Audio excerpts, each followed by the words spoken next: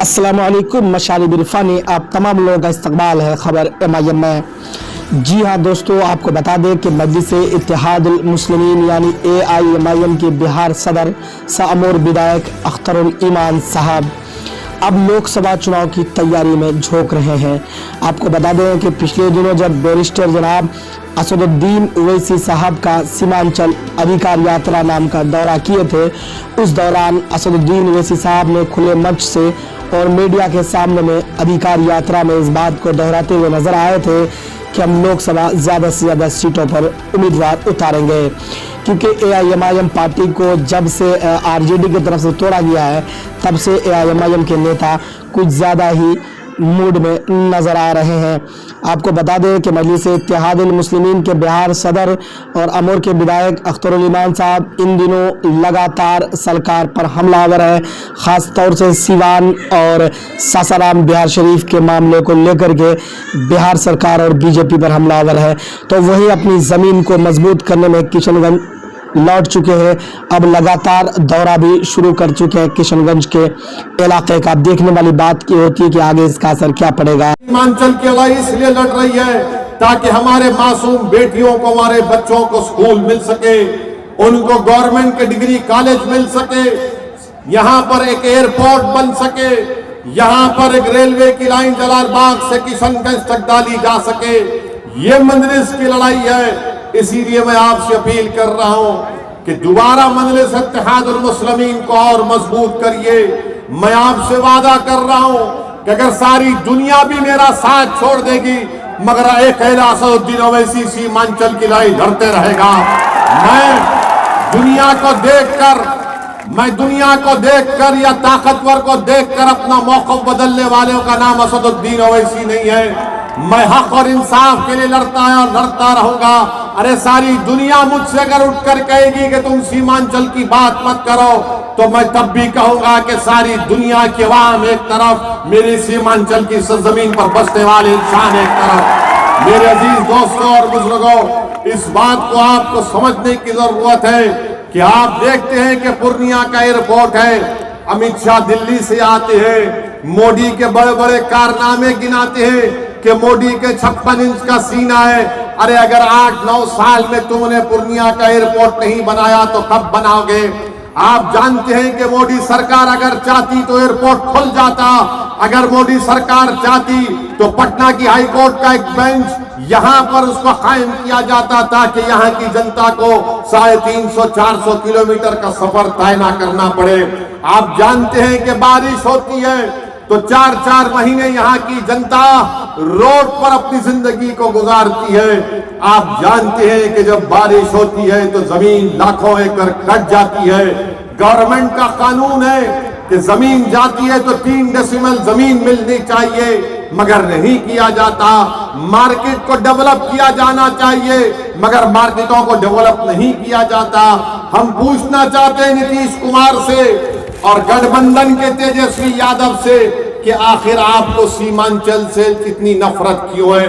मुझे अभी अख्तरुल ईमान साहब बता रहे थे कि नीतीश कुमार ने राजगीर में एक कांच का ब्रिज बनाया है।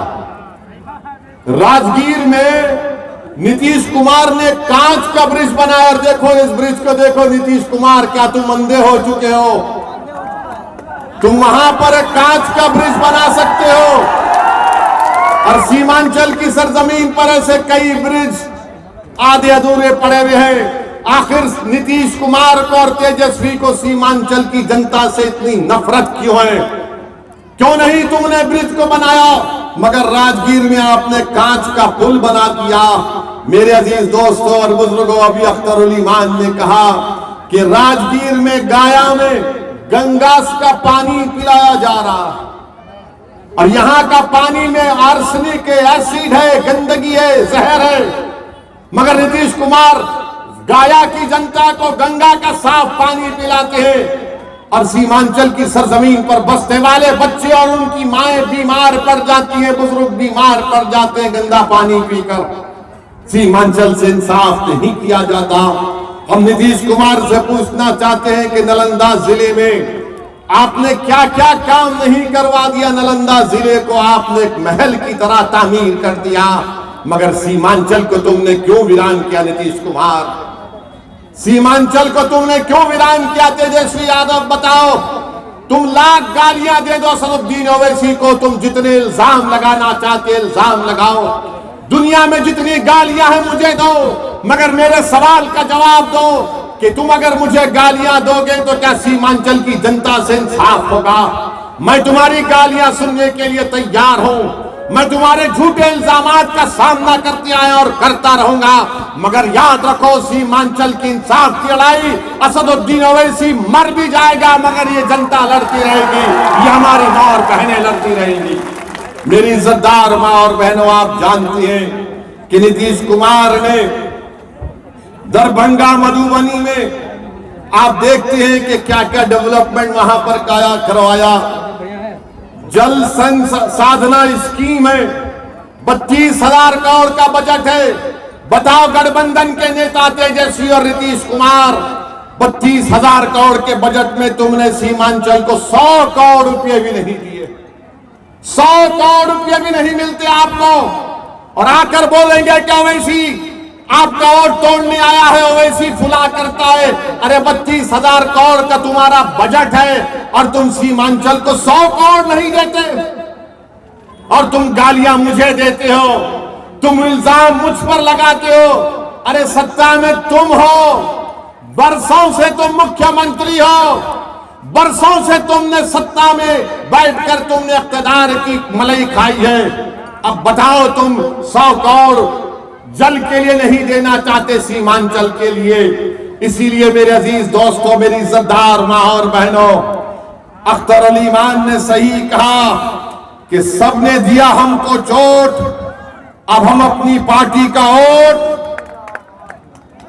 सबने हम दिया हमको चोट, अब हम अपने पार्टी का वोट सिर्फ मजलिस इत्तेहादुल मुस्लिमीन को देंगे।